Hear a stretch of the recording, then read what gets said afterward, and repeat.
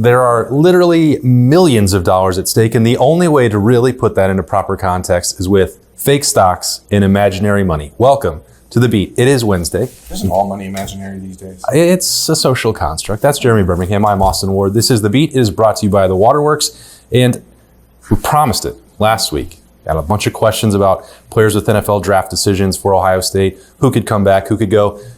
Let's start by just saying we're only going to be talking about realistic players who could return to Ohio State. So not Caleb Downs, not Carnell Tate, and not Arvell Reese. We're not going to put those up for debate. Okay, fine. Let's start with that. Okay, so those players we're assuming are all leaving. They're all going to the NFL. I mean, you can argue with me if you want. I don't want to, because we all know that's what's going to happen. We've known about that for 6 months, especially in the case of Caleb Downs. We've known about it for 3 months in the case of Arvell Reese and Carnell Tate, that once the season started and those two established themselves firmly as not just first-round picks, but potential top 10 picks, so be it. We know that that is the blessing and the curse of Ohio State football. If you find a really great player, you need to be happy if you get 3 years out of them. I think the unfortunate thing for someone like Arvell Reese, of course, is that you got one. He did have 43 tackles. He had a good year as a sophomore, but certainly when you recruit a player like Arvell Reese, you're thinking you're going to get 4 years, maybe 5 out of him, and then he, sheds his human exoskeleton, and you realize that he's an extraterrestrial, and then you're like, well, now we have to shove him off to the NFL because that's where the extraterrestrials live, and no one likes it, but it is what it is. So he goes to the list of Marshawn Lattimore and Malik Hooker, and even maybe Jerome Baker to a degree, where you look at a guy and you're like, boy, it sure would have been fun to have one more year of that guy instead of the one he had. Yeah, so there could be opportunity here. Not that there's still not plenty of time for him to make memories. There's a lot of games left, potentially. Well, 3. Well, 3 is a lot. Yeah, all right. 3 is a quarter of the regular season. That's an optimistic viewpoint, but I'm glad to know that we have optimistic Birm here today. Maybe that will help as we look at these, which I think it really boils down to 4 decisions that could go either way at this point. Maybe you would disagree with that.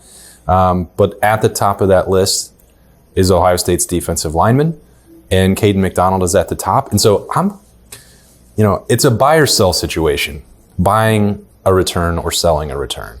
And I don't want to just make all 4 of these be the most optimistic viewpoint, but there is a real chance that Caden McDonald could return. I think he's open to considering that. But I am conflicted on whether to buy or sell it, because anyone with, I would say, who'd been paying close attention to what Caden McDonald did this year, NFL scouts, general managers I'm talking about, they know what the ceiling is for him. But is there enough room for him to be guaranteed a first-round slot in the upcoming NFL draft?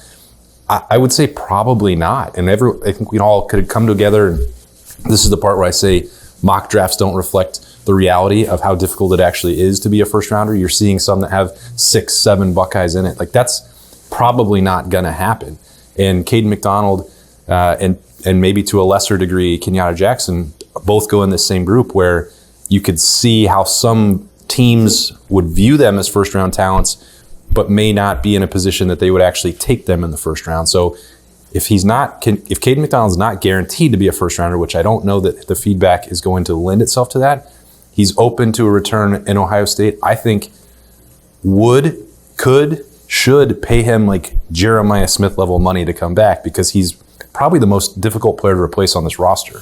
We actually had this same conversation about Tyleik Williams a year ago, and he's a guy that had a much more defined career at Ohio State over a 4-year span. Caden McDonald obviously played well in year 2, has played at an All-American level as he is an All-American in year 3, but the body of work isn't nearly what Tyleik Williams was, and Tyleik was, the 30th pick in the draft by the Detroit Lions, and so it not only requires the proper grade and all of the other things that go into being a number one draft pick, like the combine, how you stack up there, but then also what those teams need at that point in the draft. And so those are where you're kind of in a position of betting on yourself.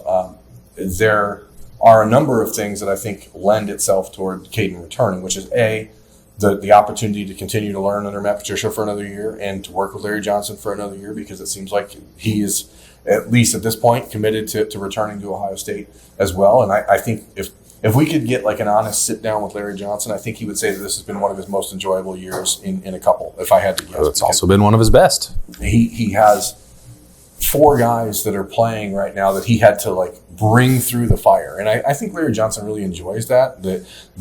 Let's see what we can pull out of you. And Caden McDonald is a prime example of what Larry Johnson's able to get out of defensive tackles. That said, he's still 6'1.5" and 300 pounds. And so oh no, he's gonna have to do this again? I'm just saying it's not something where he's going to walk into the NFL Combine and people are going to be wowed by the physicals. He's not Jordan Davis from the Georgia Bulldogs or one of those 6'5", 335, 340 pound guys, which ironic is why he never was offered a scholarship by Georgia. I was going to say, you mean one of the players that Georgia actually took instead of him? Right. So like it does, the NFL, as we saw with my idiotic Cincinnati Bengals in last year's NFL draft, when it's a league that drafts on traits in a lot of ways, or half the league does, and half the league drafts good players. And that's why the Bengals continue to be an embarrassment.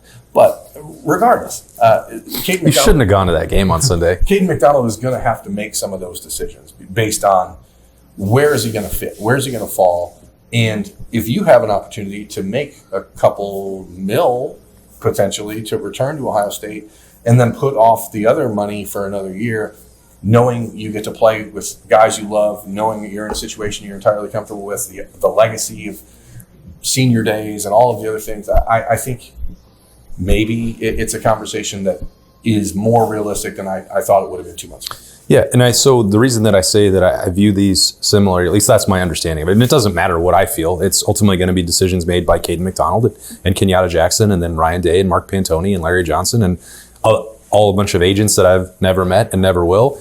I understand all that, but like the way that it has been discussed with those two, which is they know what the offers are going to be, and Ohio State's going to be really competitive for them because trying to replace both Kenyatta Jackson and Caden McDonald will be difficult, but that's doubly so if you're also losing Caden Curry and you have and Tywan Malone and all that transition up front. So they have a little bit of leverage and opportunity, not to mention just like loyalty for both of those guys. And so the conversation around them to this point, which again is the middle of December, and if Kenyatta has 8 sacks in 3 games in the playoff, then maybe the scouts and the conversation and the tenor of it changes dramatically. But as it looks like it's set up right now, they're both in that spot where if they're not guaranteed first round money, first round selection, the guarantees that come along with that, more than willing to take that from Ohio State. So I think that there's a better than average chance that Ohio State could get them both. So I'm actually buying a return from Kenyatta Jackson, and I think that their situations, at least what it might boil down to, how that could be different from some guys on the offensive side of the ball. I'm viewing them differently. I'm not going to use this same justification that you must be a guaranteed first rounder to stay or go for Ohio State for everyone, but I do think that is the case for these rushmen. I tend to agree, and we mentioned Kenyatta Jackson a few weeks ago as maybe the guy that has the most to gain from the college football playoff because he's already been the guy that's been moving up the conversation and moving up the draft projections in the last 2 months because he's played lights out. If he continues that against the best of the best competition, it's a different conversation. The question is, when you look and see how JT Tuimoloau, what was he, like the 45th or 46th pick in the draft last year? That's a reminder of how hard it is, even if you have all the physical traits in the world, to be a first round pick is so hard. Right, JT's a mid-second round pick, and then goes to the Colts, who are playing well, but he's not making a big impact as a rookie.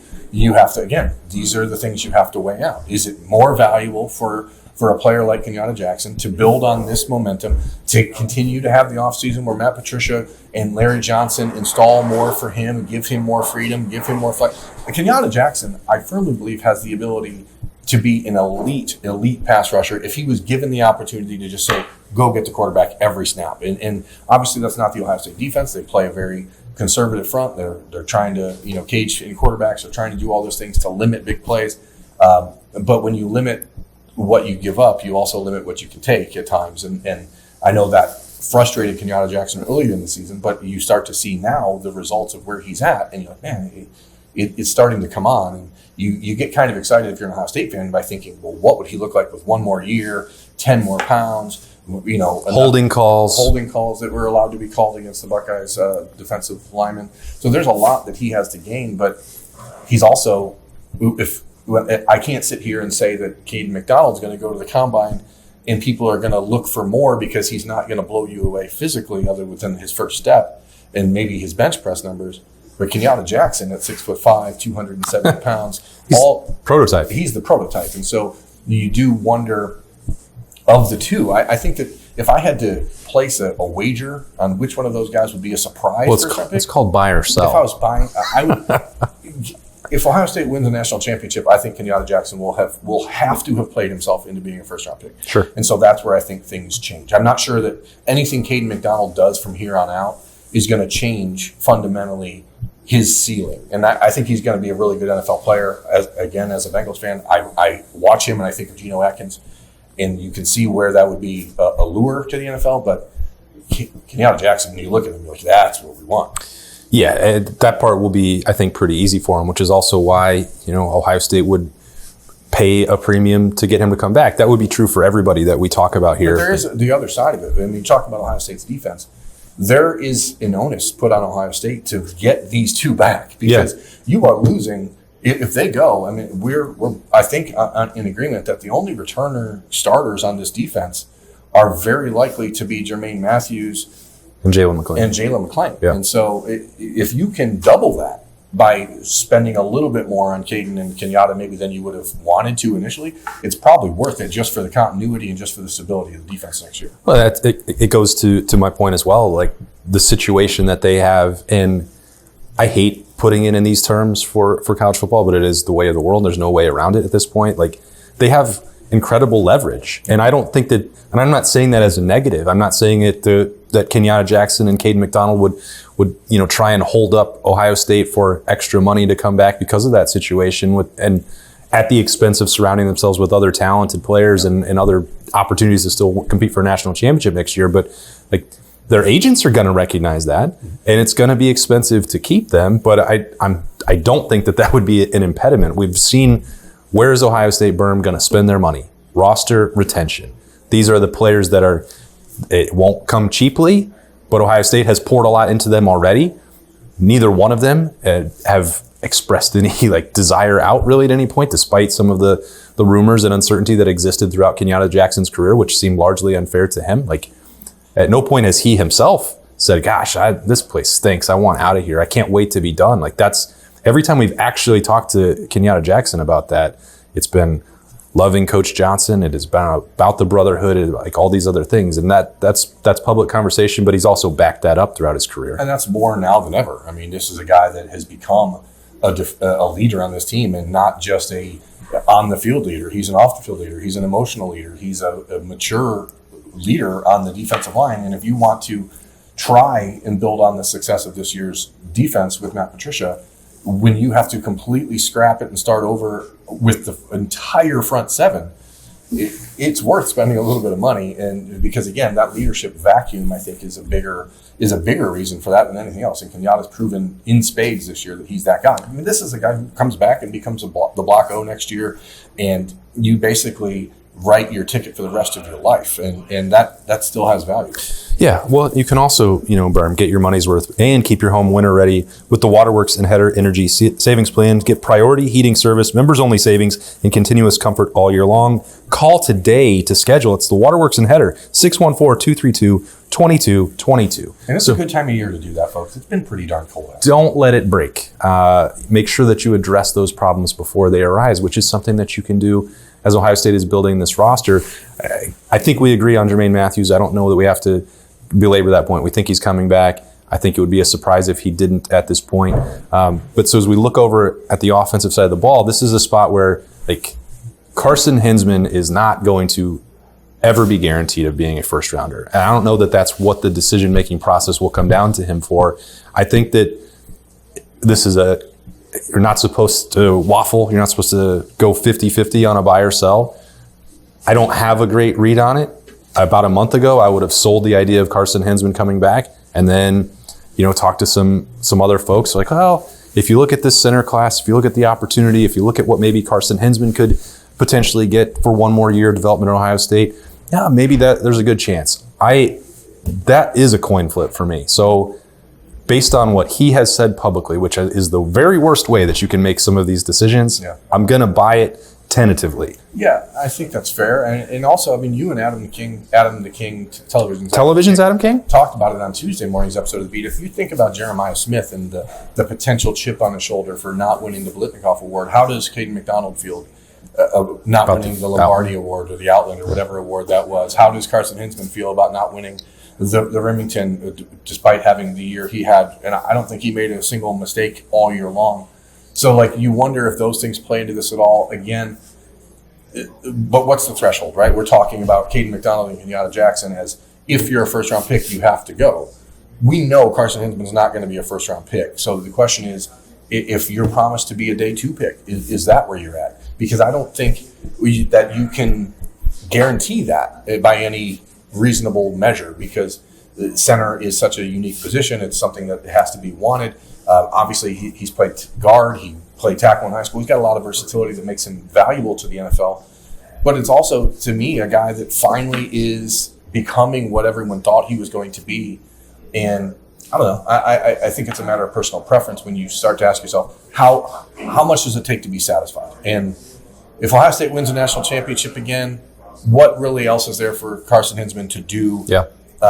He will have been the starting center on back-to-back national championship teams. That's pretty good.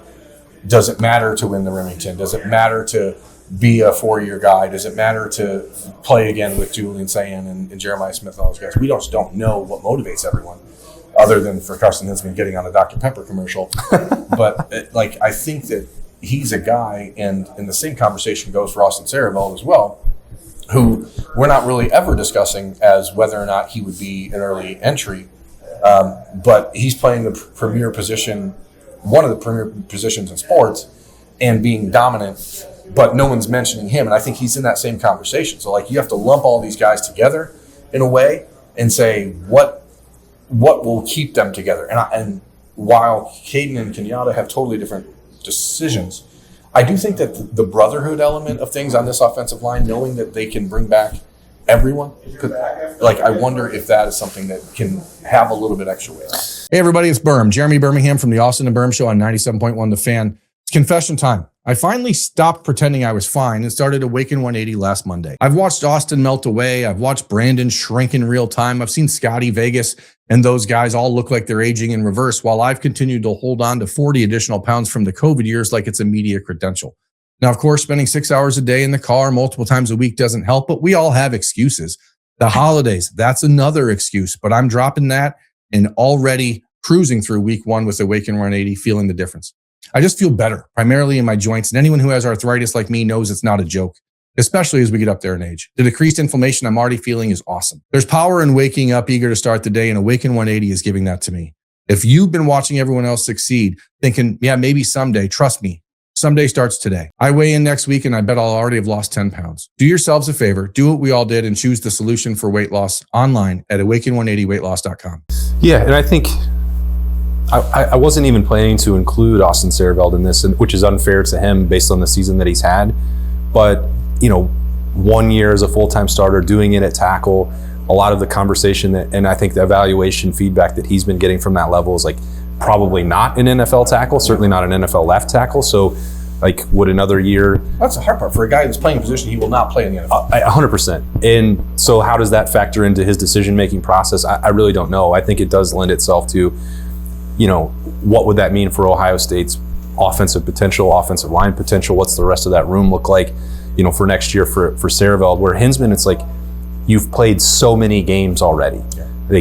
And again, another thing we can use from his own words was the podcast appearance before the Cotton Bowl. It's you don't play offensive line in college to get rich. That's not supposed to be how it works, at least from his vantage point. We know a lot of other recruits do feel that that's what they should be doing, and that's their prerogative, but it has never felt like, and you look at the way that Carson Hinsman just lives his life and the deals that he's looking for on cars to drive around Columbus. The 1974 truck he's rehabbing. Yeah, I don't think that money is going to be the deciding factor. So for someone in Carson's boat, it's weighing all those other things that you mentioned with just do I want to still go to class? I've been in school for so long. I'm ready to be done with that. I think that's more the situation that Carson Hinsman finds himself, and Austin Birm to a lesser degree.